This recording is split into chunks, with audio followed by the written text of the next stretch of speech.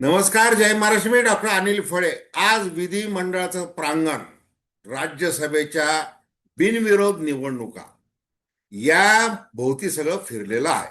असं असलं तरी एका बातमीने लक्ष वेधलेलं आहे. ती बातमी म्हणजे राष्ट्रवादी काँग्रेसच्या 20 आमदारांनी उपमुख्यमंत्री व राष्ट्रवादी काँग्रेसच्या राष्ट्रीय अध्यक्षा सुनेत्राताई पवार यांची भेट घेतली.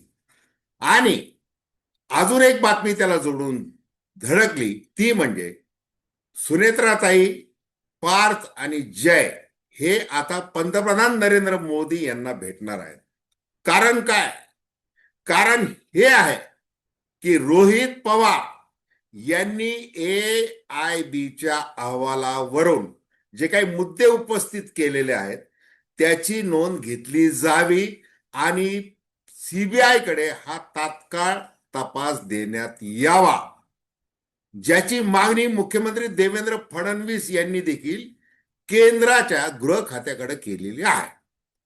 आता बघा, या अपघात की घातपात याच्यावर रोहित पवार ज्या पद्धतीने टाळूवरचं लोणी खाऊन राजकारण करत आहेत, स्टंटबाजी करत आहेत वगैरे वगैरे, त्यांना प्रचंड असं ट्रोल करण्यात आलं.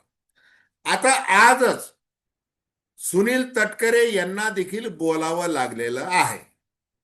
जसं छगन भुजबळ बोलले, जय पवार यांनी काही व्हिडिओ प्रसारित केले, आता तटकरे बोलले की प्राथमिक अहवाल जरा संशयास्पद वाटतोय.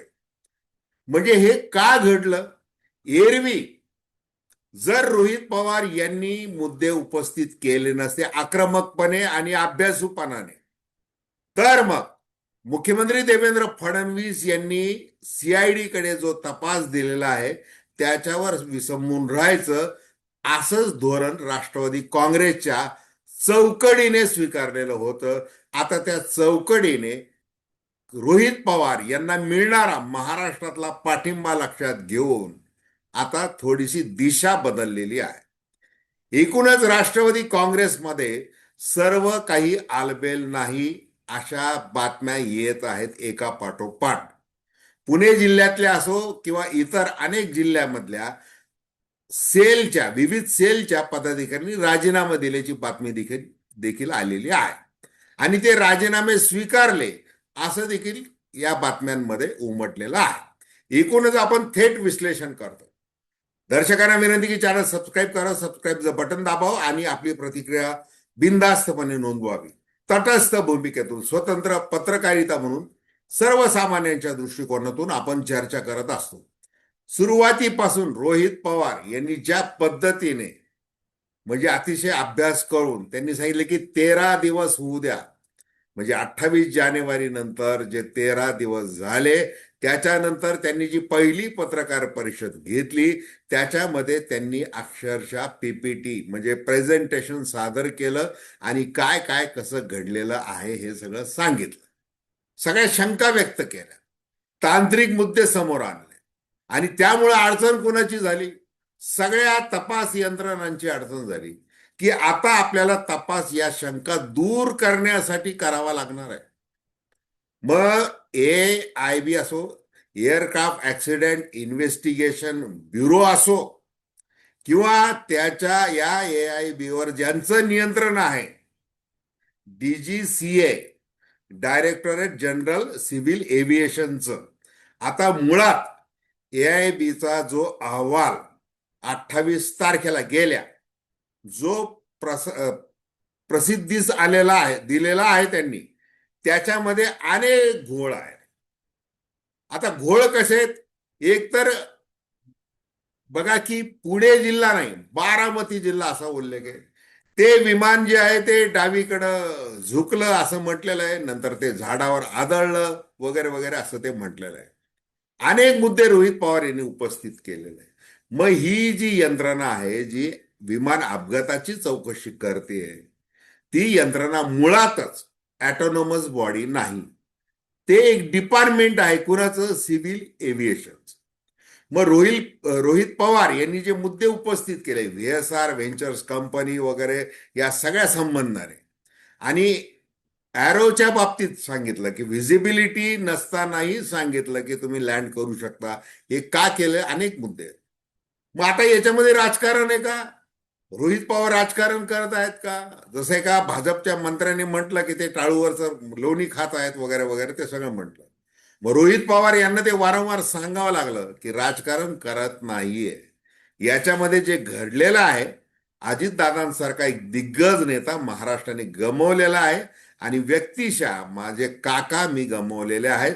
त्या दुःखातून, त्या वियोगातून मी हे सगळं मांडतोय आणि त्याचा छडा लागेपर्यंत मांडणार.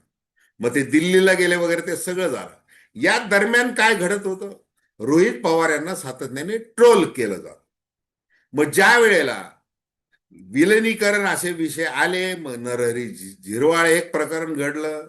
त्याच्यानंतर हिरामन खोसकर आमदार, त्यांनी एक उघडपणे सांगितलं. आणि आता आज ज्या वेळेला 20 आमदार स्वतःहून भेटतात सुनेत्रा ताईंना आणि सांगतात की ताई, आता याच्यामध्ये बोललं पाहिजेत आपण पक्षाच्या पातळीवर, आणि तुम्ही व्यक्तिशः लक्ष घातलं पाहिजे.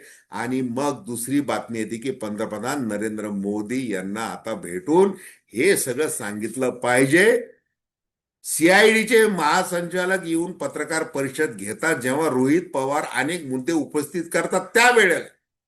परंतु त्याच्या आधी सीआयडी नेमकं काय करतंय हे कळत नव्हतं. मग त्यांनी सांगितलं की AIBचा जोपर्यंत तांत्रिक अहवाल येत नाही तोपर्यंत आम्हाला गुन्हेगारी कृत्य काय, क्रिमिनल निग्लिजन्स काय, सबॉटेज काय, घातपात काय, कट काय, कन्स्पिरसी काय, या आमची जी कार्यकक्षा आहे त्याच्यानुसार आम्हाला तपास करावा लागणार आहे. आम्ही आम्ही तो करणार आहे.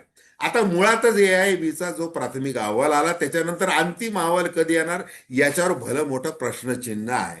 आणि मग सर्वोच्च न्यायालयाचा अहवाल दिला जातो की अशा प्रकरणामध्ये ज्या वेळेला तपास सुरू करणं आणि अंतिम अहवाल करणं, याला कुठलीही कालमर्यादा घालून ठेवण्यात आलेली नाही.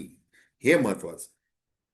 मग जे पटेल, तटकरे, भुजबळ, मुंडे की आम्ही सीएमनी स्वतःहून तपास दिलेला CID कडे, असं जे म्हणत होते, रोहित पवार यांनी मुद्दा लावून दिल्यानंतर 28 जानेवारी नंतर 20 दिवसांनी जाग आली. आणि मग सुनेत्राताई पवार यांच्यासह ते मुख्यमंत्र्यांना भेटले आणि मागणी केली. मागणी काय केली? मागणी की हा आता CBI कडे तपास दिला पाहिजेत, तशी मागणी केली. मग CBIने आत्ता या 5 मार्च पर्यंत काय केलेलं आहे? तपास सुरू केलेला आहे का? मुख्यमंत्री देवेंद्र फडणवीस यांनी केंद्राला जरूर कळवलेलं आहे, तसं त्यांनी सांगितलेलं आहे. ते अजून त्याचा नीट स्पष्ट काही तो खुलासा झालेला नाही. मग पारदर्शकपणे तपास झाला पाहिजे. मग छगन भुजबळ म्हणायला लागले, ते मी अगदी सुरुवातीलाच म्हणलो, ते कसं कल्लं वगैरे काय. आता ते म्हटले ते अहवाल आल्यानंतर आता ते झाडाला धडकलं म्हणतात, तिथं तेवढं उंच झाडच नाहीये. आणि मुळात म्हणजे बारामतीचे जे स्थानिक रहिवासी आहेत ते म्हणतात की एवढे तिथं बाबळीचे झुडपं आहेत आणि त्या झुडपावर ते विमान धडकलं आणि कोसळलं, असं कसं म्हणता येईल? हे सगळे मुद्दे आहेत.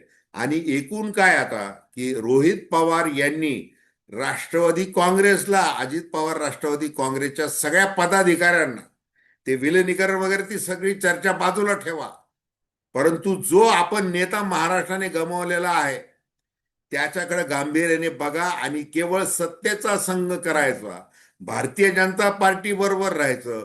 म्हणून घातपाताची शंका असून देखील मागणी करायची नाही, स्वस्थ बसायचं, हे धोरण थांबवा, असा तो मेसेज दिल्यामुळे आता राष्ट्रवादी काँग्रेस खऱ्या अर्थाने घातपात आहे.